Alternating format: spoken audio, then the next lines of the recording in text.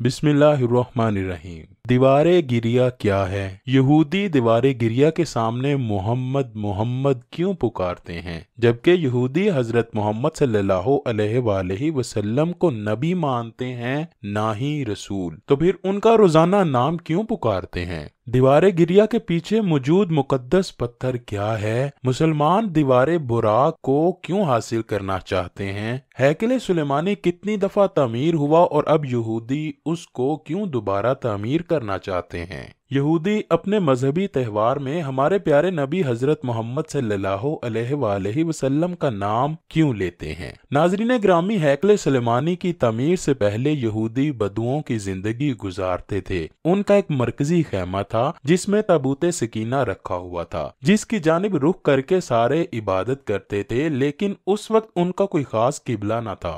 यहूदी उस बाबरकत ताबूत को अपनी हर मुसीबत में सामने रखते और दुआ करते जिससे अल्लाह पाक उनसे मुसीबत दूर फरमा देता। अक्सर जंगों में भी उस संदूक को सामने रखा जाता तो यहूदी दुश्मनों पर फतह पा लेते। यहूदी खुद को अल्लाह पाक की लाडली कौम कहते हैं, और वो इसलिए कि अल्लाह पाक ने उनकी कौम में से बेशुमार अंबिया भेजे, इसलिए उनका यह मानना है कि दुनिया के आखिरी पैगंबर भी उन्हीं में से होंगे। खैर, जब हजरत दाऊद को बादशाहत नसीब हुई तो उन्होंने सोचा कि अब इस संदूक के लिए कोई खास इमारत होनी चाहिए, इसलिए आपने एक मस्जिद और हैकल की तमीर शुरू करवाई, जिसको मुकम्मल आपके बेटे हजरत सुलेमान अलैहिस्सलाम ने करवाया। हजरत सुलेमान अलैहिस्सलाम ने अपने दौरे हुकूमत के चौथे साल हैकल सुलेमानी की तमीर शुरू की, जिसको मुकम्मल आपकी वफात के बाद जिन्नात ने किया। खैर, ये हैकल इबादतगाह या मस्जिद, जिसे बाद में मस्जिद अक्सा भी कहा जाने लगा, इसकी बहुत आलीशान और अरीज तामीर की गई। हजरत सुलेमान अलैहिस्सलाम की वफात के बाद इस मस्जिद के 3 हिस्से कर दिए गए।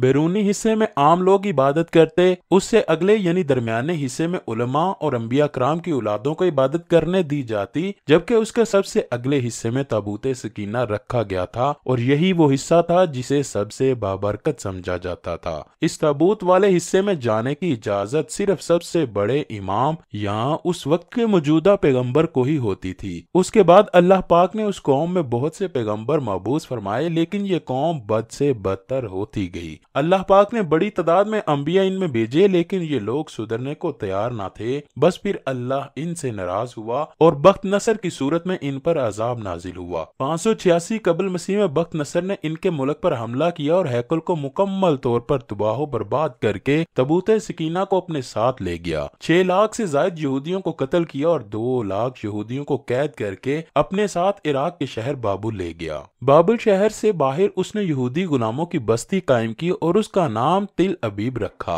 70 साल तक हैकल तबाह रहा। बख्त नसर ने जब ताबूत सकीना की बेहुरमती की तो अल्लाह पाक ने 539 कबल मसीह को ईरान के बादशाह साइरस को बाबुल पर हमलावर कर दिया और बाबुल को तबाह बर्बाद कर दिया और तिल अबीब में मौजूद यहूदी गुलामों को आजाद कर दिया। यहूदी यहाँ से आजादी के बाद यरूशलेम पहुंचे और दोबारा हैकल की तमीर का सोचने लगे। हैकल की दूसरी तमीर 537 कबल मसीह में शुरू हुई। यह तमीर हजरत जिक्रिया अलैहिस्सलाम के कहने पर हुई, लेकिन इस बार ताबूत सकीना मौजूद ना था। इसके बारे में आज तक मालूम नहीं हो सका कि बख्त नसर ने उसका क्या किया। कुछ लोगों का कहना है कि उस मुकद्दस संदूक को मजीद तौहीन से बचाने के लिए उसे अल्लाह पाक के हुक्म से किसी महफूज मुकाम पर मौजजाना तौर पर छुपा दिया गया, जिसका किसी इंसान को इल्म नहीं। लेकिन यहूदी उसकी तलाश में पूरे कुर्राए अर्ज को खोद डालना चाहते हैं। सन 19 कबल मसीह में हैकल की तीसरी दफा तामीर का काम हेरोडिस बादशाह ने किया। यहूदियों की इबादत में खलल डाले बगैर थोड़ा थोड़ा करके हैकल गिराया जाता और उसकी जगह नया और पहले से मुख्तलिफ हैकल वजूद में आता रहा। ये काम 18 माह में मुकम्मल हुआ और यूं तीसरी बार हेरोडियस के जरिए एक नया हैकल वजूद में आया। कुछ अरसे बाद हजरत ईसा अलैहिस्सलाम का ज़ुहूर हुआ। अल्लाह के इस रसूल पर एक बार फिर यहूदियों ने हस्बे मामूल मजालम के पहाड़ तोड़ने शुरू कर दिए। दरअसल वो अपने मसीहा के मुंतजर थे जो दोबारा आकर उनको पहले जैसी शानो शौकत अता करता।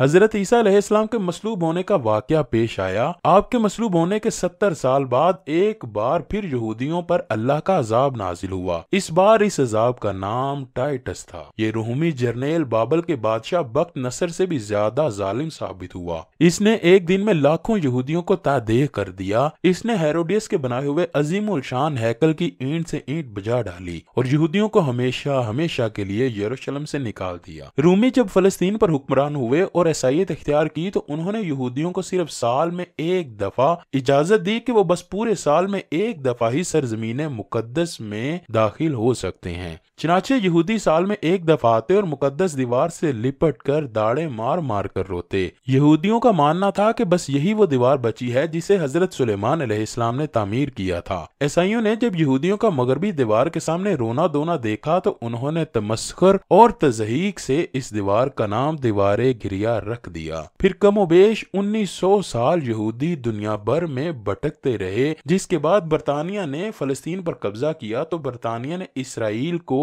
फलस्तीन में जन्म दिया और यूं सदियों से भटकते हुए यहूदियों को सरजमीन मुकद्दस में दोबारा जगह मिल गई। अब जब यहूदी दोबारा बैतुल मुकद्दस में दाखिल हुए तो उन्होंने ऐलान किया कि दीवारे गिरिया ही बस वो दीवार है जो हजरत सुलेमान अलैहिस्सलाम की बनाई गई बुनियादों पर कायम है। इसके अलावा बाकी सारी दीवारें तब्दील हैं। इसे हैकल सुलेमानी की आखिरी निशानी समझा जाता है। यही वो दीवार है कि जिसे मुसलमान दीवारे बुराक कहते हैं। मुसलमानों के अकीदे के मुताबिक यही वो जगह है जहां हजूर अकरम सल्लल्लाहु अलैहि वसल्लम की मेराज की रात बुराक की सवारी उतरी थी। ये मकाम दुनिया के कदीम तरीन शहर यरूशलेम में वाक़या यहूदियों की एक इंतहाई अहम यादगार और मुकद्दस तरीन मजहबी मुकाम है, जिसके सामने रोना, गिड़गिड़ाना और गिरियोजारी करना यहूदियों का इंतहाई अहम मजहबी फरीजा है। इनके अकीदे के मुताबिक ये दीवार दरअसल तबाहशुदा हैकल सुलेमानी का बाकी रह जाने वाला हिस्सा है। 2000 साल कबल भी यहूदी इस दीवार के सामने खड़े होकर गिरियोजारी करते थे।